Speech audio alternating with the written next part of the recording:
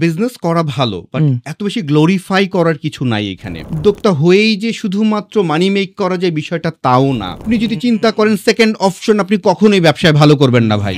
আপনি যাই কিছু করেন না কেন ভাই, from the very first day আপনি আপনার কাজের প্রতি অনেস্ট থাকেন, ডেফিনেটলি আপনি ওখানে ভালো করবেন, সেটা ব্যবসা হোক আর চাকরি হোক। স্টেপ বাই স্টেপ যদি প্রসেসটা বলতেন, যে যে চাকরি করতেছে বা বিজনেসে ঢোকার চিন্তা করতেছে, যেটা আপনি নিজেও চাকরি করেছেন, কোন কোন জিনিসটা একদম পয়েন্টস যে এগুলা মাথায় রেখে এইবার আমি আইদার বিজনেস করব বা করব না, যদি একটু ভাই বলতেন।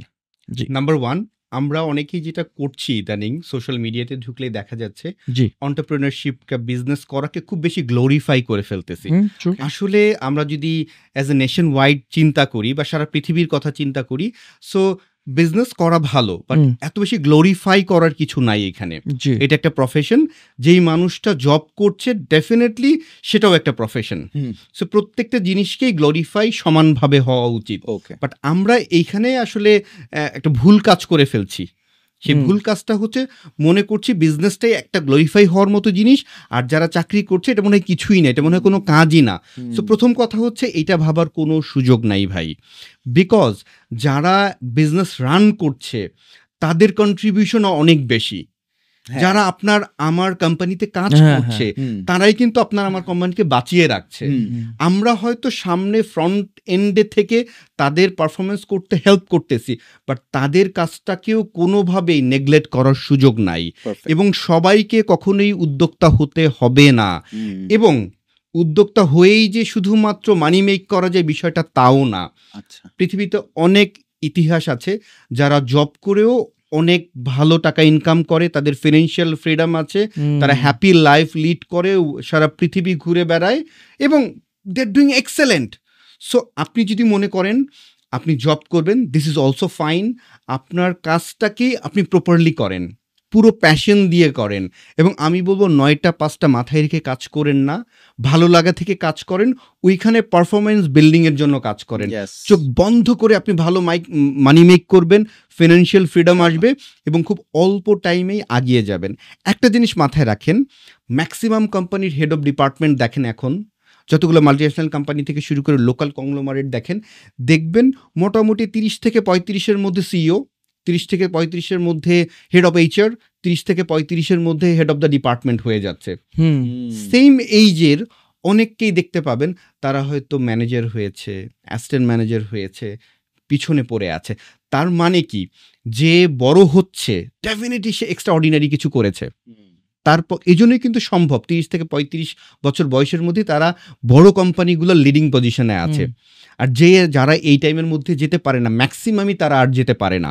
সো এইখানে মেইন লার্নিংটা আমার যেটা মনে হয়, আপনি যাই কিছু করেন না কেন ভাই, from the very first day আপনি আপনার কাজের প্রতি অনেস্ট থাকেন, ডেফিনেটলি আপনি ওখানে ভালো করবেন, সেটা ব্যবসা হোক আর চাকরি হোক। আর যদি আপনি চিন্তা করেন জবে আছেন, সুইচ করতে চান, চোখ বন্ধ করে আপনার নিজেকে 6 মাসের ফিনান্সিয়াল ফ্রিডম যাতে থাকে, ওই পরিমাণ টাকা পকেটে নিয়ে আপনার নামা উচিত। আমরা অনেকেই করি যে ওকে মারুফ ভাই ভালো করছে, সাজ্জাদ ভাই ভালো করছে, এ ভালো করছে, ও ভালো করেছে, আমি আউট অফ নো প্রিপারেশন নেমে পড়ি। ট্রাস্ট মি ভাই, আপনি সমুদ্র তলিয়ে যাবেন, বিকজ রিয়েল লাইফ এত সহজ না। এই পডকাস্টটা এরকম লাইটিং স্টুডিওতে দেখতে যত মানে স্মুথ লাগছে ভাই, আমার জার্নিটা তো স্মুথ ছিল না ভাই। যেমনিভাবে আমার জবের জার্নিটা স্মুথ ছিল না, অ্যাট দ্য সেম টাইম আমার বিজনেসের জার্নিও এত স্মুথ না। So you have to be very professional, you have to be very serious, and definitely you have to be very honest about your self, your family, because আপনাকে মাথায় রাখতে হবে আপনার সাথে আপনার ফ্যামিলিও ডিপেন্ড করছে আপনার উপরে।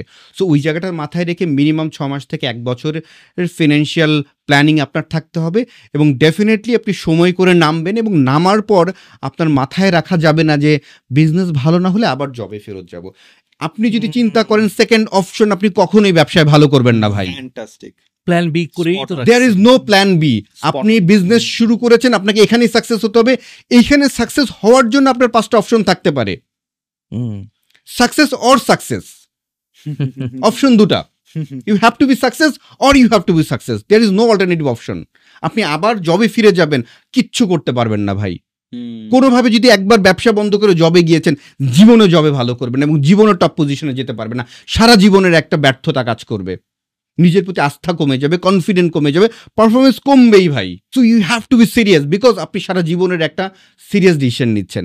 এবং ডেফিনেটলি আপনি যে ব্যবসা করছেন শুধুমাত্র মানি মেক করার জন্য যাতে না হয়, এইটা যাতে সোসাইটির কোনো একটা প্রবলেম সলিউশনের জন্য হয় এবং যাতে ওইখানে মানুষের লাইফে ভ্যালু অ্যাড হয়।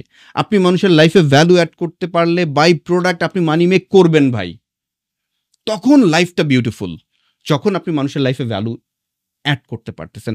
সো আমি বলবো যারা জব করছেন ডেফিনেটলি আপনারা অনেক কিছু শিখেছেন, অনেক কিছু জেনেছেন, বাট ট্রাস্ট মি, বিজনেস করার জন্য এটা সাফিসিয়েন্ট না।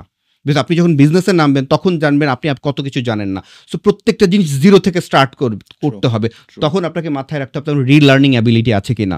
বিকজ আমরা জবে যেই প্র্যাকটিসগুলো করি সেটা জবের ভালো পারফরমেন্সের জন্য এনাফ, বিজনেসের ভালো পারফরমেন্সের জন্য কমপ্লিটলি ডিফারেন্ট ওয়েতে চিন্তা করতে হয়, ডিফারেন্ট মাইন্ডসেট থাকতে হয়, ডিফারেন্ট ওয়ার্ক প্ল্যান থাকতে হয়।